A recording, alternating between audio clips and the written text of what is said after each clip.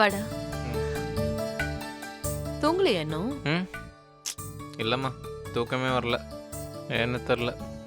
நீ தூங்கல? தூங்கணும்.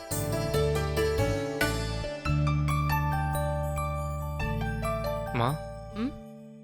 அவரு வந்துட்டாரா? யாரு? நான் யாரை கேட்பேன்னு உனக்கு தெரியாதா? அதான் அவரு. இன்னும் இல்ல. ஓ அம்மா, ஏன் கேக்குற? இல்லை, சும்மா தான் கேட்டேன்.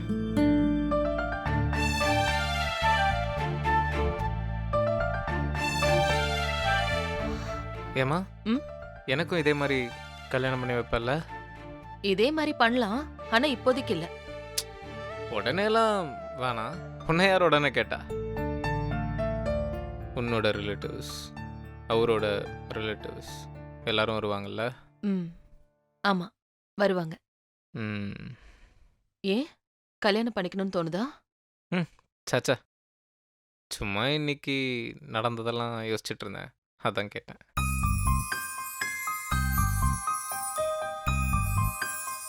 அவரு வருவார்ல? யார கேக்குற நீ? அம்மா, சும்மா சும்மா புரியாத மாதிரியே கேட்காதம்மா. இல்ல, வருவாரானா? இல்ல, அங்கேயே இருந்துருவாரா இல்ல இங்க திரும்பி வருவாரான்னு கேக்குறேன். நீ அவரை மிஸ் பண்றியா? சார், மிஸ் எல்லாம் பண்ணல, சும்மா தெரிஞ்சுக்கலாம் தான் கேட்டேன். இல்ல, பிரபா கல்யாணம்னு கொஞ்ச நாளா அங்க போயிட்டு இருந்தார்ல, அதான் இனிமே அங்க இருப்பாரா இல்ல இங்க தான் இருப்பாரான்னு ஒரு டவுட்ல கேட்டேன். நீ அவரை மிஸ் பண்ற கார்த்திக். சே, நீ வேறம்மா. இத்தனை நாளா ஒருத்தர் வீட்டில் இருந்துட்டு திடீர்னு இல்லைன்னா ஒரு மாதிரி இருக்கும்ல, அவ்வளோதான். மற்றபடி மிஸ் எல்லாம் ஒன்றும் பண்ணலாமா?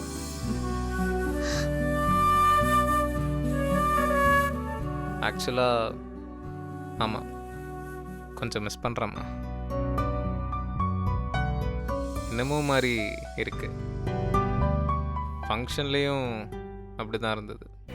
இது பொசசிவ்னஸா இல்லை என்னன்னே சொல்ல தெரில, ஆனால் ஒரு மாதிரி இருக்கு.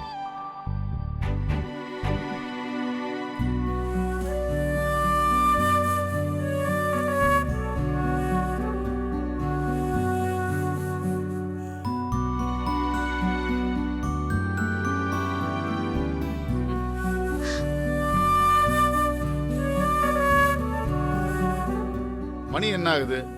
அம்மா பையனும் தூங்காம என்ன செஞ்சுட்டு இருக்கீங்க? நீங்க என்ன இவ்ளோ நேரம் ஆயிடுச்சு? ஆட்கள் வந்துட்டே இருந்தாங்க. ஒருத்தர்கிட்டயே பேசி பேசி டைம் ஆகிப்போச்சு.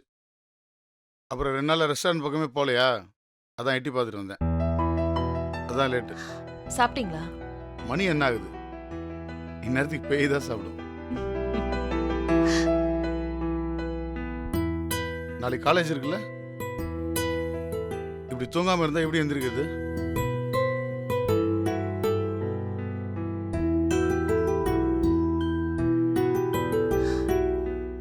இனி எப்ப போகணும்?